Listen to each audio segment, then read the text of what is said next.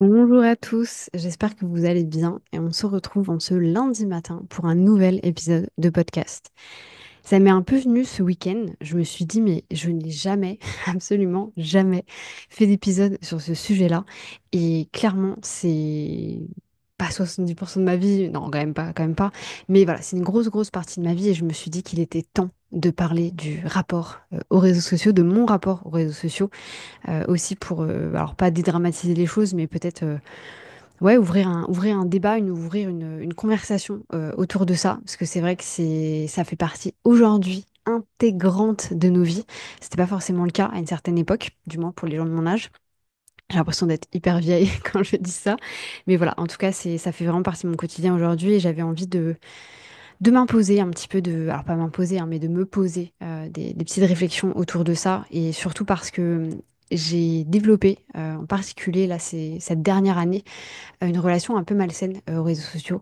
Je l'avais pas forcément avant. Et je pense qu'en grandissant sur les réseaux, pardon, enfin pas dans le terme grandir avec les années, mais plus l'évolution que j'ai pu avoir, le fait que j'ai passé 10 000 abonnés, le fait que je suis à, je sais plus, 4 000 et quelques abonnés sur Instagram, etc. Enfin, tout ça fait que mon comportement change un petit peu aussi. Ma manière de voir les choses change également. Et voilà, j'avais envie qu'on débriefe ça ensemble.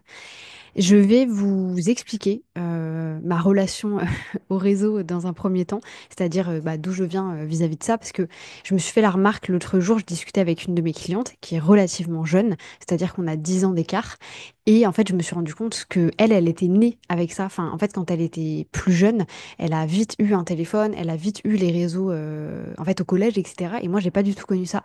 Et du coup on avait des manières de voir les choses qui étaient complètement différentes. On était chacune biaisées un petit peu dans nos visions parce que on n'a pas grandi tout simplement de la même manière. Et du coup, voilà, je trouvais intéressant de pouvoir débriefer moi d'où je viens en fait vis-à-vis de ça. Et ensuite, on va venir se poser quatre questions. Donc, je vais me les poser, je vais y répondre. Mais je vous invite bien entendu également à vous les poser et à y répondre. Ne faites pas gaffe au bordel qu'il y a derrière moi. Pour ceux qui regardent sur YouTube, je suis en plein déménagement. Et vous, enfin, pour ceux qui font des déménagements relativement souvent, nous, c'est-à-dire une fois par an, la semaine avant, c'est le bordel. Et d'ailleurs, en fait, vraiment, on fait carton par carton. C'est pas qu'on a du mal, mais en fait, on est dans la réflexion. Je suis là, genre, ça, je vais le mettre là, ça, je vais le mettre là. Et en fait, je sais que les 2 derniers jours, ça va être le cauchemar, mais bon, c'est pas grave. Bref, c'est un autre sujet. Du coup, allons-y pour ma petite rétrospective au niveau des réseaux sociaux.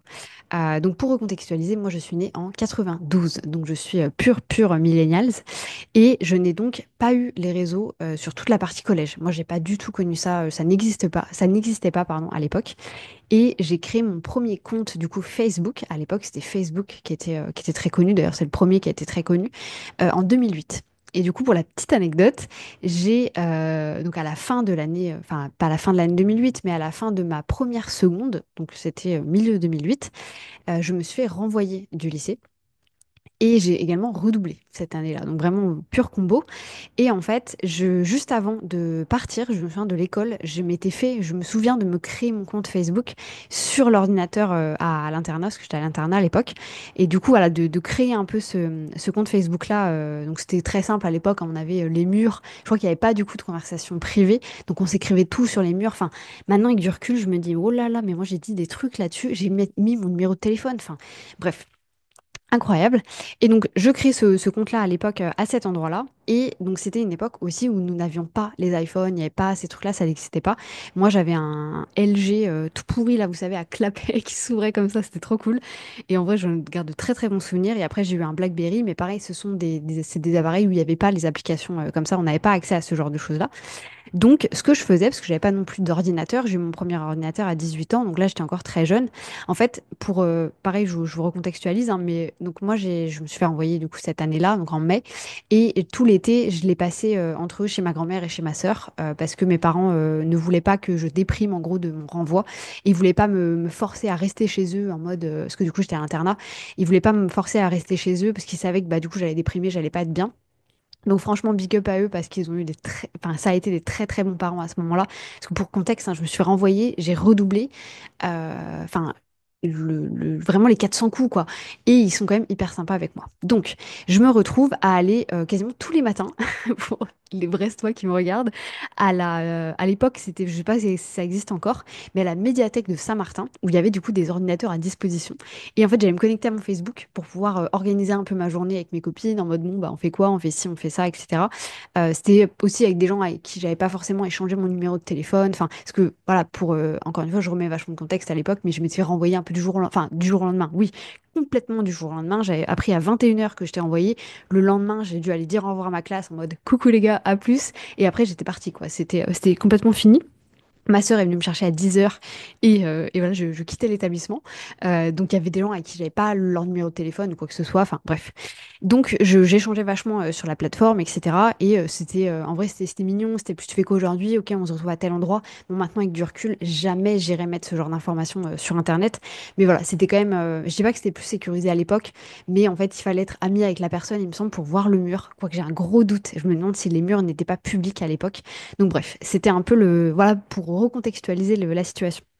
Ensuite, les années passent et il me semble que 2 ou 3 ans après, je me crée du coup mon compte Instagram. Et à l'époque, moi j'ai connu Instagram quand c'était les filtres Instagram, c'était les photos, c'était une seule photo, on postait 5 photos en 1 heure. Enfin, c'était pas du tout le même délire. Et d'ailleurs, sur Facebook, c'était là où vraiment on allait mettre un peu des albums photos.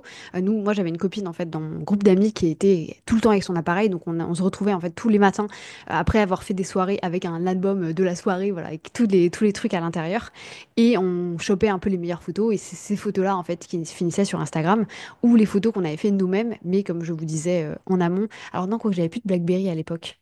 Bah si, je me souviens d'avoir mon BlackBerry quand même quand il y a eu le. C'est pour ça que je ne comprends pas comment je postais en fait. Parce que j'allais pas sur Instagram sur mon. Dites-moi dans les commentaires si vous vous souvenez d'avoir l'appli Instagram sur le BlackBerry. Parce que je sais que j'ai posté des photos à cette époque-là, quoi. Donc bref. Donc j'ai vraiment connu ces choses-là de cette manière-là. Et pour moi, donc Facebook après a vachement. Quoique non, Facebook, je l'ai vachement utilisé aussi quand j'étais à Decathlon, etc. Ce genre de choses, mais parce qu'on utilisait aussi enfin Facebook avec Decathlon. Et Instagram, pour moi, a toujours été ce truc de photo. Vraiment, vraiment, vraiment full photo. Et je pense sincèrement que l'utilisation d'Instagram a été complètement différente à partir du moment où il y a eu les Reels. Parce que le niveau d'addiction n'était plus du tout le même. Là où avant, je pense qu'on regardait un petit peu plus, on avait accès à certaines personnes, mais en fait, on n'avait pas accès à l'entièreté du monde Instagram. Enfin, je sais pas comment vous expliquer. L'algorithme aussi était fait de cette manière-là, c'est qu'on n'avait pas autant accès les lunettes sont très sales. On n'avait pas autant accès aux gens, donc en fait, on passait aussi beaucoup moins de temps sur les réseaux. Enfin, moi, je me souviens vraiment d'aller en soirée avec mes copines, et pourtant, on avait 18, 19 ans, mais de ne pas toucher nos téléphones. Genre, même, ça ne nous viendrait même pas à l'idée. Enfin, si c'était plus en mode, OK, il manque quelqu'un, quelqu'un l'appelle. Enfin, c'était plus vraiment dans cet état d'esprit-là, et toutes les photos qu'on prenait étaient vraiment faites avec des appareils, et pas du tout avec des téléphones, parce que la qualité, dans tous les cas, était vraiment à chier. Et maintenant, je me dis, mais je ne vais plus en soirée à l'âge que j'ai, mais je sais que là, si j'allais même en soirée avec des amis, il y en aurait deux, trois sur leur téléphone, quoi. Enfin, bref. Donc ça, c'est un truc qui a vachement changé aussi, je pense, avec les années. Je pense que les Reels, la consommation des Reels a aussi tout bouleversé. Je pense que le Covid y est, donc toute la pandémie y est aussi pour beaucoup, parce que du coup, c'est un moment où on n'avait plus que ça, en fait, finalement, pour pouvoir échanger avec les autres, etc. Donc toutes ces choses-là aussi ont fait que les choses ont changé. Et moi, personnellement, le gros impact que j'ai vu, c'est vraiment au moment où je me suis lancée sur les réseaux pour mon activité. Donc, pareil, je recontextualise pour les gens qui ne suivraient pas ce que je fais sur Instagram. Moi, sur Instagram, j'ai mon compte full perso, personne ne le connaît. C'est vraiment mon compte que à moi, que avec mes amis très proches, mais que j'utilise plus du tout aujourd'hui, pour être honnête. Ensuite, j'ai un autre compte là qui était plus censé être un compte un peu lifestyle par rapport à la Thaïlande, etc. J'ai essayé de faire un peu de contenu là-dessus, j'ai pas le temps, j'ai laissé de côté, mais ça me sert aujourd'hui de mon compte principal personnel. Et ensuite, j'ai mon compte professionnel, où là, pour le coup, il y a beaucoup de contenu, je suis active tous les jours, enfin tous les jours de la semaine, etc. Ce genre de choses. Ça, c'est un truc à retenir aussi, tous les jours de la semaine. C'est donc du coup le compte que j'utilise le plus. Et en fait, c'est ça, je pense, moi, qui m'a immergée plutôt, dans dans un bordel pas possible, c'est vraiment cette création de ce compte-là. Parce que j'ai appris ce que c'était que de faire de la veille, j'ai appris ce que c'était que d'observer ce que faisaient les autres, j'ai appris ce que c'était que de se comparer. Et là, ça a été un trou noir. Vraiment, ça a été un trou noir à partir de ce moment-là. Donc ça, c'était en octobre 2021. Donc on est quand même je pense, 10 ans après la création de mon premier compte Instagram. Donc moi, j'ai jamais ressenti comme pourraient l'avoir aujourd'hui des personnes qui ont 20, 25, voire 26, 27 ans, cette pression autour des réseaux avant cet âge-là, donc avant d'avoir presque justement 27, 28 ans, même moins, même plus, je sais plus, 30 piges, bref, on s'en fout. Parce que je sais pas quelque chose que je connaissais en fait. Pour moi, les réseaux, c'était vraiment, je mets mes photos et je suis que mes potes et je suis deux, trois influenceurs que j'aime bien. Et souvent, c'est des influenceurs dont je regardais aussi les vidéos YouTube, pardon, donc c'était pas encore le même délire. Et aujourd'hui, en fait, je pense que le contenu qui m'est proposé est à 99% des gens que je ne connais pas. Donc en fait, je trouve que ça nous amène dans une, je sais pas, dans, dans une merde pas possible. Enfin, pas dans une merde, mais dans un, vous savez, dans un puits sans fond, quoi. C'est vraiment un puits sans fond. Et je pense que les gens qui sont, et encore une fois, je ne juge pas là du tout ce sujet-là, mais qui sont un peu faibles mentalement, putain, ça doit être dur, quoi. Ça doit être dur parce que aussi, je pense qu'il y a ce truc de, moi, j'ai le recul nécessaire pour savoir, je reconnais très bien les menteurs. Enfin, les menteurs, les arnaqueurs, moi qui crée du contenu aussi, je sais ce que c'est derrière que de créer du contenu, je sais l'organisation que ça peut représenter. Et du coup, quand je vois certains trucs, je me dis, ah, t'es fous pas de ma gueule. Je sais que ça n'a pas été filmé dans ces conditions-là, je sais que X, je sais que Y. Donc, je regarde aussi ça avec un petit esprit critique, entre guillemets, qui est bénéfique à avoir. D'ailleurs, je vous invite à absolument avoir un esprit critique, c'est hyper, hyper important. Ne prenez pas tout pour acquis, peu importe la personne dont ça vient, ayez vraiment un esprit critique, ouvrez le débat, pas tout le temps non plus, hein, mais voilà, je pense que c'est hyper important. Et du coup, je me suis un petit peu voilà, retrouvée tirée vers le bas là, ces 3 dernières années, et en particulier cette dernière année où j'ai ressenti, et vraiment, alors je ne sais pas si le terme anxiété est le bon terme, mais de la panique, du stress, de l'anxiété, peu importe, enfin pas peu importe, parce que je sais que c'est pas les mêmes choses, mais je ressentais du stress quand j'avais accès au réseau. Vraiment. Parce que du coup, ça me renvoyait une image de moi que je n'aimais pas. C'est-à-dire, ah bah tiens, t'as pas fait ça. T'avais dit que tu le ferais, tu l'as toujours pas fait. Ou alors, tiens, bah cette fille-là ou cet homme-là a la vie que toi, t'aimerais bien avoir, mais toi, tu l'as toujours pas obtenue alors qu'elle a 10 ans de moins que toi. Enfin, il y avait plein de choses en fait autour de ça qui me renvoyaient sur des images de moi-même. Enfin, c'est vraiment de la projection. Dans tous les cas, tout est de la projection. Quand vous êtes énervé contre quelqu'un sur les réseaux, c'est de la jalousie. C'est de la jalousie, à moins que cette personne-là vraiment soit le démon et qu'elle fasse quelque chose qui est vraiment, comment dire, pas du tout en accord avec vos valeurs. Mais quand je dis vos valeurs, c'est vraiment vos valeurs profondes. C'est-à-dire quelqu'un qui va, je sais pas moi, insulter des gens ou pousser à la haine, je n'en sais rien. Ces gens-là, oui, je suis d'accord, on peut les détester, on peut avoir de la haine envers eux. Mais par contre, comme ça, je mets le doigt là-dessus. Si vous avez de la haine envers moi, si vous ne m'aimez pas, réfléchissez. Il y a une partie, c'est de la jalousie. C'est sûr, sûr, à 100%. Il y a une partie de vous qui se dit, putain, ça me fait chier. En fait, ce qu'elle fait, ça me fait chier parce que ça me renvoie. Et très souvent, c'est ça, hein, ça nous renvoie une image à nous-mêmes. On se dit, ok, mais elle mérite pas ça. Non, c'est pas qu'elle mérite pas ça. C'est que j'aimerais bien avoir cette vie-là aussi et je comprends pas pourquoi elle l'a obtenue et pas moi. Et donc ça, c'est un tout autre sujet, honnêtement. Mais c'est une réflexion que j'ai eue, je sais plus qui c'est qui avait dit ça, j'avais entendu ça sur les réseaux justement à un moment. Et en fait, moi, ça m'a vachement soulagée dans plein de choses parce que quand je me dis, je prends des critiques, maintenant, plutôt que de prendre la critique, comment on dit, brute de pomme, enfin, je sais plus, bref, vous m'avez compris comme ça, brute de pomme, je crois que c'est ça, directement, bah, j'ai cet esprit critique de me dire, non, pose-toi. Est-ce qu'il y a pas un peu de jalousie derrière ça? Est-ce qu'il n'y a pas un peu de rancune de quelque chose, etc. Et si, bien sûr que si. Enfin, je vous donne un exemple. Quand je prends, par exemple, la vidéo, j'ai fait une formation en fait de notion de 2 heures sur Internet. D'ailleurs, il y en a deux. Il y en a une version qui date de 2022 ou 2021, non 2022 et une qui date de 2024. Ce sont des vidéos de 2 heures. Le nombre de commentaires que j'ai sous cette vidéo bénéfique, il est de 100%. C'est-à-dire que tous les gens me disent, c'est incroyable, enfin ça a changé ma vie, grâce à toi j'ai enfin compris, enfin quelqu'un qui explique les choses clairement. 100% des commentaires sont positifs. Par contre, ce sont des vidéos qui ont des dislikes. Il y a des gens qui me mettent qui n'aiment pas la vidéo. Et je sais que c'est mes concurrents. Je sais que c'est des gens qui sont... Pourquoi aller mettre un dislike sur une vidéo comme celle-ci? Il y a un bon fond, c'est une bonne... Enfin, vous voyez ce que je veux dire? J'essaye pas de me défendre ici, mais j'essaye d'avoir de la réflexion et de l'esprit critique autour de ça. Et je me dis, mais y a aucune raison d'aller disliker une vidéo comme ça. Donc je sais foncièrement que c'est des gens qui sont soit énervés parce que j'ai fait cette vidéo, soit qui auraient aimé faire cette vidéo, ça n'a pas marché pour eux. J'en sais rien parce que je m'en fous. Mais ayez de l'esprit critique. Ne prenez pas les remarques, les critiques qu'on vous fait directement comme ça. Ayez de l'humour aussi autour de ça. Je pense que ça peut être extrêmement, extrêmement bénéfique. Et d'ailleurs, ça m'amène sur un autre sujet, bah, quoique c'est le sujet des réseaux sociaux, donc on peut en parler. Mais récemment, j'ai quelqu'un en fait qui m'a, je sais plus ce que c'était.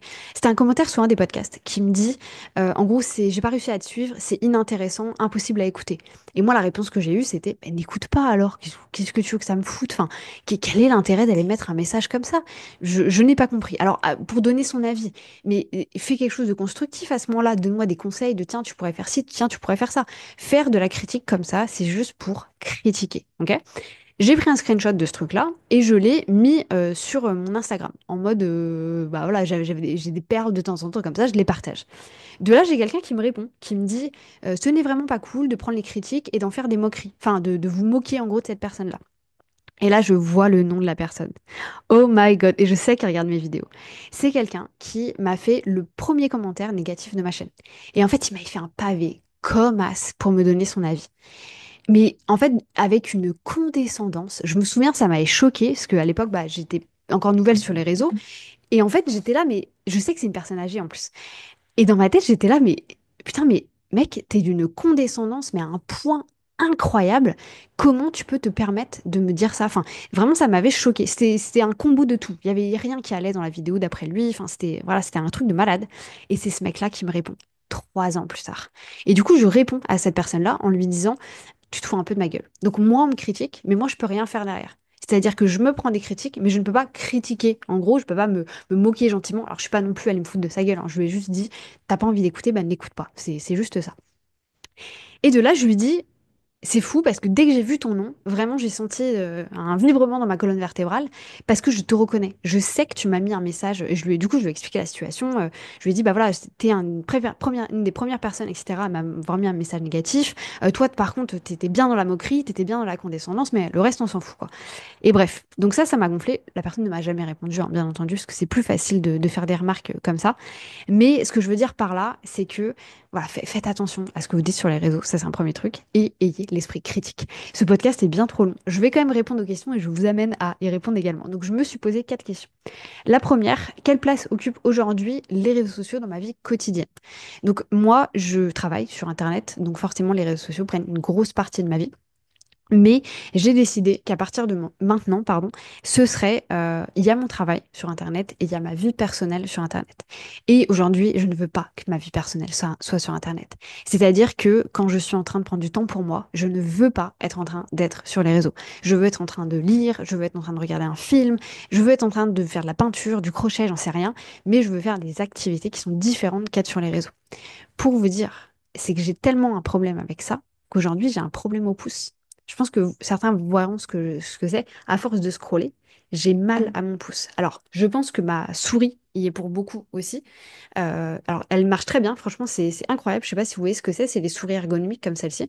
Donc, c'est trop bien. Mais en ce moment, j'ai vachement mal. Après, je pense que j'ai eu beaucoup de stress. Et en fait, dès que j'ai du stress, c'est insupportable. Mais j'ai des douleurs dans tout le côté droit. Donc, j'ai mal à la cheville, j'ai mal aux dents, j'ai mal à l'épaule. Et j'ai mal au poignet et j'ai mal au pouce. Donc là, je sais que je vais avoir moins de stress après le déménagement, donc ça va aussi partir. Mais en fait, là, vraiment, ce week-end, je me suis dit, ok, tu touches pas ton téléphone, parce que dès que tu le touches, vraiment, dès que je fais ce truc de scroller, j'ai une douleur dans le pouce, c'est insupportable. Donc aujourd'hui, la place à proprement parler, par contre, on va être hyper honnête et je vais aller voir avec vous, hein, combien de temps est-ce que j'ai passé la semaine dernière, parce que c'est bien beau de vous donner des informations, mais si je ne suis pas transparente avec vous, ça n'a pas d'intérêt. Donc, on va aller regarder la semaine dernière, voilà, last week. Donc, last week, j'ai passé 4 heures sur mon téléphone en moyenne par jour, ce qui est énorme. Énorme, énorme, énorme.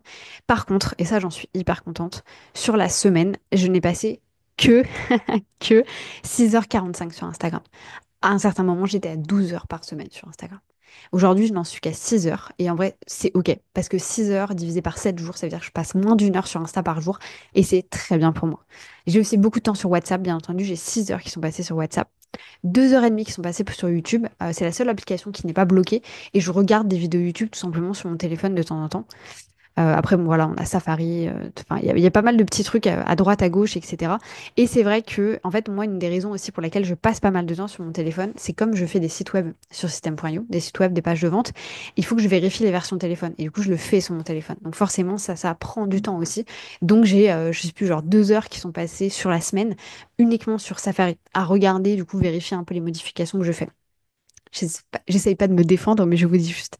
Donc, ce que je veux dire par là, c'est que moi, ma réponse à ça, c'est qu'aujourd'hui, je ne veux plus que mon temps soit pour du personnel. Et c'est pour ça que je bloque énormément mes réseaux avec l'application Opal, mais je crois qu'on va en parler dans tous les cas juste après. Et je vous invite à faire de même. Je vous invite à consommer avec responsabilité, à vous mettre des temps où vous le faites. Et quand vous sentez vraiment... En fait, ce que je trouve ouf, et on est tous comme ça, et ça me rend dingue, c'est que putain, ça nous fait du mal et on continue à le faire. Je ne comprends pas. C'est vraiment de l'auto-torture, quoi. Donc voilà. Deuxième question. Comment fais-tu pour gérer ton temps et éviter d'y passer trop d'heures? Donc, comme je vous disais, et j'en ai parlé dans plusieurs épisodes, moi aujourd'hui j'ai l'application Opal. Donc, Opal, c'est une application qui est 100% gratuite. Ah, attention, ils sont un peu tricky. Des fois, ils vous font passer le message en gros qu'il faut commencer à payer. Vous avez toujours une petite croix pour couper et pour enlever. Et donc, ça se présente comme ceci. Ici, hop.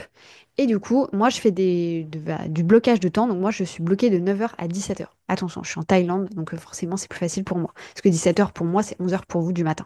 Donc, je bloque à ce moment-là. Donc, je n'ai pas accès à TikTok, Thread, Instagram, Facebook, enfin, en gros, tous les réseaux. J'ai accès à rien, même pas mes mails. Parce que je me suis rendu compte que j'allais beaucoup voir mes mails, alors qu'en soi, personne ne me parle. Enfin, c'est pas que personne ne me parle, mais c'est pas urgent. Je veux dire, là, tu m'envoies un mail, c'est que c'est pas urgent. Et je me suis rendu compte de ça, donc j'ai bloqué en fait tous ces trucs-là. Donc moi, je suis bloquée de 9 heures à 17 heures. Pour être honnête avec vous, souvent je suis sur mon téléphone de 18 à 19. C'est au moment où je fais des stories, justement pour mon activité, etc. Après, de 20 heures à 21 heures, pas trop, parce que, enfin, de 19 à 21 heures, pas trop, parce qu'on mange, etc.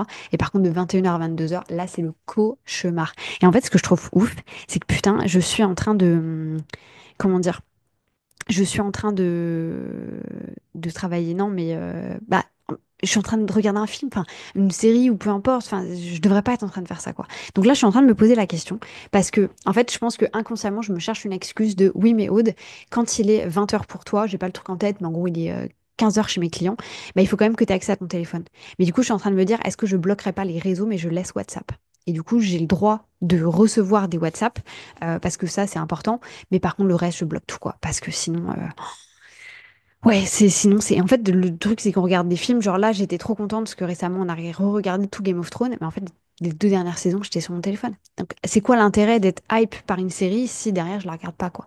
Donc voilà. Donc, Opal, vraiment, votre meilleur truc à faire. Donc, moi, personnellement, tout est bloqué de 9 heures à 17 heures. Et ensuite, là, je pense qu'une fois qu'on aura déménagé, je vais rebloquer mes réseaux, franchement, à partir de 20 heures. Et voilà. Et de 20 heures à 22 heures, du coup, je ne regarde pas Instagram. Je peux répondre à mes WhatsApp, mais je ne regarde pas Instagram. Et je peux laisser mes mails à la limite aussi, parce que ça, c'est pour les clients. Donc, je peux faire ce genre de choses-là. Sachant que, et c'est ça qui est ouf, ça fait 1 an maintenant que je suis revenue en Thaïlande, je n'ai jamais eu à travailler le soir. J'ai jamais eu une emergency en mode, fallait absolument que j'aille chercher mon ordi ou que j'aille sur Instagram. Enfin, absolument pas. Donc, encore une fois, ce sont des excuses que je me donne. Pareil, on peut se dire, oui, mais Aude, si t'es moins sur les réseaux, tu fais moins de chiffre d'affaires. Absolument pas. J'ai fait donc aujourd'hui, là, enfin, 1er mars, non, premier, oh putain, Aude, 1er janvier, donc j'ai commencé ça la semaine de Noël, hein, le Opal. Donc depuis le 1er janvier jusqu'à maintenant, donc là, si on fait Q to date, alors est-ce que je peux vous montrer qu'il n'y a pas d'informations Non, écoutez, il n'y a pas d'informations particulières. Alors, je ne vais pas vous montrer mon recurring revenu, c'est les sous que je gagne tous les mois en automatique. Mais je vous montre du 1er janvier. Alors, je ne sais pas si vous allez voir, c'est où? C'est là. Alors, attendez, je fais le focus dessus. Du 1er janvier jusqu'à maintenant, j'ai fait 24 000 € de chiffre d'affaires en n'étant pas sur mon téléphone.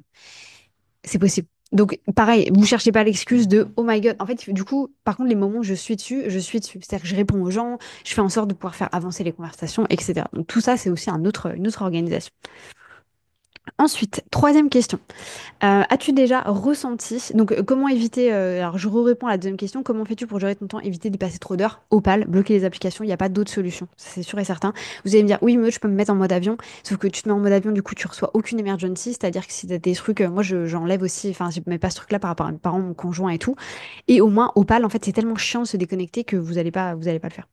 Troisième question, as-tu déjà ressenti une pression à cause des réseaux sociaux et comment la gères-tu complètement? Alors, je ne la gère pas pour l'instant, je suis en chemin pour la gérer. Et mon meilleur conseil, donc je reviens à ce que je disais au tout début, esprit critique. Ayez de l'esprit critique vis-à-vis de ça, parce que je pense vraiment que ça peut faire une différence sur le long terme. Et moi, personnellement, c'est là où je vais beaucoup plus investir mon temps maintenant, où vraiment je ne vais pas observer les choses et les prendre brutes de pomme. Brut pour pomme, brut de pomme, j'en sais rien. Et je vais vraiment me dire, ok, est-ce que c'est vraiment ça, en fait, la réalité? Sachant qu'aussi, il y a plein de gens que je vais observer sur les réseaux. Et en fait, c'est marrant parce que la vie qu'on a sur Instagram n'est pas du tout la même vie qu'on a sur YouTube. Et moi, il y a des gens que je suis sur les deux plateformes qui, sur YouTube, sont beaucoup plus ouverts, vont beaucoup plus dire ce genre de choses-là. Alors que ça, c'est pas que je peux pas le dire sur Instagram, mais c'est trop long pour le dire sur Instagram. Donc, je pense que ça peut être très cool aussi d'utiliser ce genre de format-là. Donc oui, j'ai de la pression vis-à-vis des réseaux sociaux. Je ne la gère pas encore, mais voilà, je le fais petit à petit en tout cas. Et d'ailleurs, n'hésitez pas à répondre en commentaire hein, si vous avez des conseils ou quoi que ce soit. Et dernière question, et après j'arrête là parce que c'est beaucoup trop long. Quel conseil donnerais-tu à quelqu'un qui veut utiliser les réseaux sociaux de manière plus saine? Les gens qui vous foutent la pression, arrêtez de les suivre. Si vous ne pouvez pas arrêter de les suivre, mettez-les en sourdine. Vous appuyez longtemps sur leur tête, sur leur story. Et du coup, vous avez l'option de mettre en sourdine les posts et les stories. Moi, je fais ça pour énormément de gens que par respect, je peux pas trop les unfollow. Mais du coup, j'enlève leur story, je regarde pas du tout ce qu'ils font. Ça me fout beaucoup, beaucoup, beaucoup moins la pression. Tous les gens qui me gonflent, je me souviens d'une nana en particulier, je bloque très peu de personnes, à part les casse-couilles bien entendu, mais il y avait une meuf que je pouvais pas me voir, vraiment, et parce qu'encore une fois, elle me ramenait un truc, une projection à moi, c'est-à-dire que c'est une nana qui a explosé hyper rapidement, moi personnellement je la trouve pas du tout légitime, et en fait ça me gonflait de me dire, enfin, pourquoi est-ce qu'elle réussit et pas moi? Vraiment, le schéma que je vous ai expliqué juste avant, je l'ai bloqué. Voilà, je l'ai juste bloqué, elle me gonfle, j'ai pas envie de voir son contenu. Et l'algorithme est malin, c'est qu'il me poussait son contenu énormément. J'ouvrais l'application, je ne voyais qu'elle. Donc je l'ai bloqué complètement. Et je fais ça avec énormément, énormément. Alors non, je fais pas ça avec énormément de personnes, mais je ferais ça très facilement avec des gens si jamais ils me gonflaient. Il y a des gens avec qui je me suis embrouillée, que j'ai bloqué. Il y a une nana, enfin elle en particulier, son contenu me plaisait pas et renvoyait une image de moi que j'aimais pas du tout, donc je l'ai bloqué. Et voilà, j'ai vraiment pas comment dire, de difficulté à bloquer les gens de cette manière. Donc, bloquez les gens, mettez-les en sourdine. Ne suivez pas des gens que vous n'avez pas envie de suivre, tout simplement, on s'en contrefout. Et ça et ça. Et franchement, Météopale, je vous jure, ça va vous changer, changer, changer, changer la vie.